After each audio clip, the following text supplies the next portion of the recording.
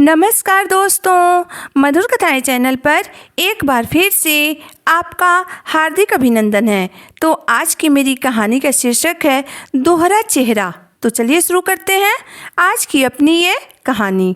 बेटा ऑफिस के लिए जल्दी में निकलते हुए अपने बेटे आदित्य को यशवंत जी ने आज हिचकिचाते हुए टोक दिया।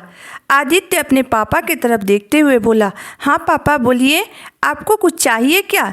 यशवंत जी ने कहा, बेटा वह मेरे जूते थोड़े फट गए हैं। अरे पापा तो नए ले लीजिए ना। आदित्य ने अपनी पत्नी आरोही को आवाज़ देते हुए कहा, आरोही तुम जरा देख लेना तो पापा को क्या चाहिए, तुम उन्हें ला कर दे देना, अभी मुझे ऑफिस के लिए देर हो रही है। यह कहते हुए आदित्य जल्दी में घर से ऑफिस जाने के लिए निकल गया। आदित्य के घर से निकलते ही आरोही ने कड़ी नज़रों से ससुर को घूरते हुए कहा, पापा जी आपको इतना भी नहीं पता कि घर से बाहर जाते हुए किसी को टोकना नहीं चाहिए? पूरा दिन घर में पड़े रहते हैं, फिर भी नए जूते चाहिए आपको? बेटा बेचारा सारा दिन ऑफिस में घिसता रहता है और इधर आपकी फिजूल खर्ची ख़त्म ही नहीं होती है। यशवंत जी बिल्कुल छोटे बच्चे की तरह अपनी बहू की डांट खाकर चुप रह गए। इतना बखेड़ा होने के बाद भी यशवंत जी के नए जूते तो नहीं आए और न ही आदित्य ने इस ओर ध्यान दिया, क्योंकि उसे अपनी पत्नी पर भरोसा था कि वह उसके पिता का बहुत ध्यान रखती है। ऐसा हो भी क्यों ना, क्योंकि जब तक आदित्य घर में रहता था आरोही अपने ससुर जी के साथ बहुत अच्छा व्यवहार करती थी। आदित्य को दिखा दिखाकर अपने ससुर के लिए चाय नाश्ता बनाती थी। इसी विश्वास के कारण घर की सारी बागडोर आदित्य ने अपनी पत्नी के हाथ में सौंप दी थी। उसके खुद के पास तो इतना समय भी नहीं था कि आधे घंटे अपने पिता के पास बैठकर उनसे बात करे, उनके मन की बात को जाने। आरोही के दोहरे चेहरे से अनजान था वो। रात को आदित्य के घर आने से पहले ही आरोही अपने ससुर जी को खाना खिलाकर उन्हें उनके कमरे में भेज देती थी। कभी कभी आदित्य पूछता भी था कि पापा ने खाना खा लिया, तो आरोही कहती पापा को खाने में देर हो जाए तो फिर उन्हें अच्छे से नींद नहीं आती है, इसलिए वह जल्दी ही खाना खा लेते हैं। फिर उन्हें दवाइयाँ भी तो देनी होती है ना।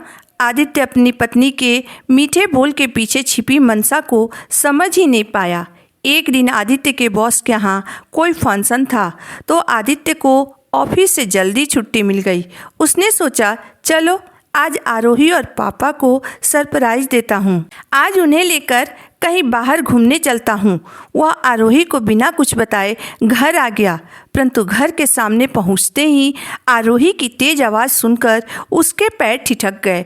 आरोही ज़ोर ज़ोर से चिल्ला रही थी। वह अपने ससुर जी से कह रही थी, आपको कुछ सुनाई नहीं देता है क्या?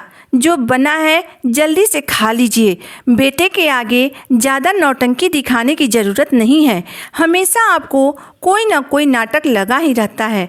कभी रोटी कड़क है तो कभी सब्जी में मिर्च ज़्यादा है। यह हमारा घर है, कोई होटल नहीं है। खाना बनाने में मेहनत लगती है। अपनी पत्नी के बोली सुनकर आदित्य को बहुत गुस्सा आ रहा था, लेकिन उसने उस वक्त अपने गुस्से को पी लिया और खिड़की से झांक कर देखा। उसके पापा के प्लेट में 2 सूखी रोटी और 1 कटोरी में सब्जी रखी थी। यशवंत जी खाना खाते हुए बार बार अपनी आंखें पोंछ रहे थे। शायद उन्हें मिर्ची लग रही थी, जिस कारण उन्होंने आरोही से कह दिया कि बहू सब्जी में मिर्च ज़्यादा है। थोड़ी देर बाहर टहलने के बाद आदित्य घर के अंदर आ गया और देखा कि उसके पापा अपनी थाली उठाकर रसोई में रख रहे थे। अचानक से आदित्य को देखकर आरोही सकपका गई और बोली, आज आप इतनी जल्दी आ गए?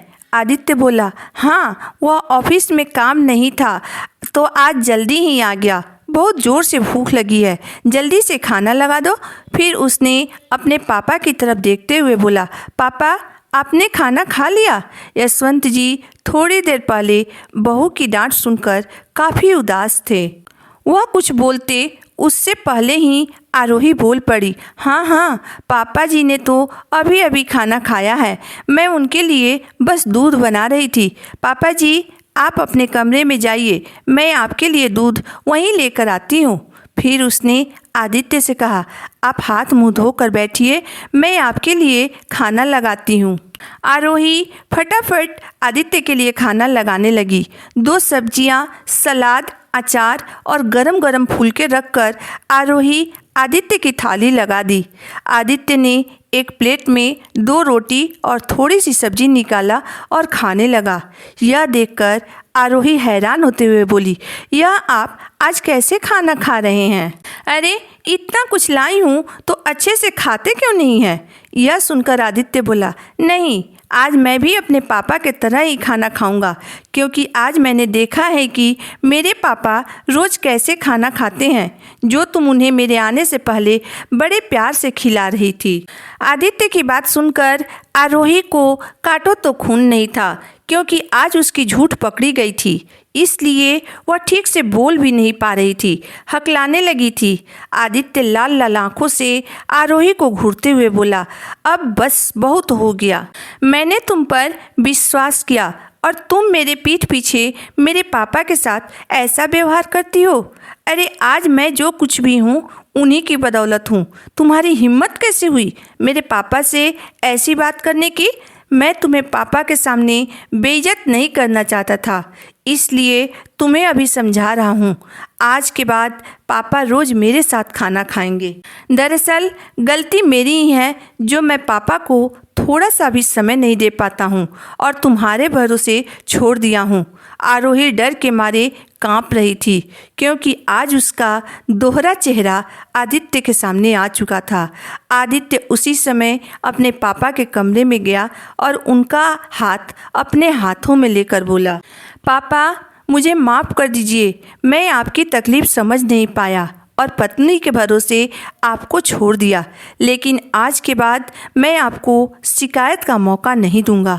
आपको किसी भी चीज़ की ज़रूरत हो या कोई भी तकलीफ़ हो तो मुझे आप बेझिझक कहिएगा। और हाँ, आज के बाद हम दोनों एक साथ खाना खाएंगे। यशवंत जी आंखों में आंसू लिए अपने बेटे के सर पर हाथ फेरने लगे और अपने बेटे को गले से लगा लिया। दोस्तों, इस तरह के दोहरे चेहरे वाले लोगों की झूठ ज़्यादा दिनों तक छुपी नहीं रहती है। किसी न किसी दिन उनकी झूठ सबके सामने आ ही जाती है, और जब वह सामने आती है तो कई रिश्तों को तोड़ देती है।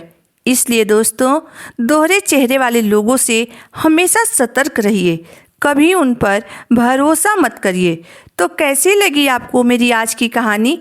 आप मुझे ज़रूर बताइएगा। अगर आपको मेरी कहानी अंत तक पढ़ने और सुनने के बाद पसंद आई हो तो मेरे वीडियो को लाइक कर दीजिएगा, चैनल को सब्सक्राइब कर दीजिएगा। तो फिर मिलते हैं एक नई वीडियो, एक नई कहानी के साथ। तब तक के लिए धन्यवाद।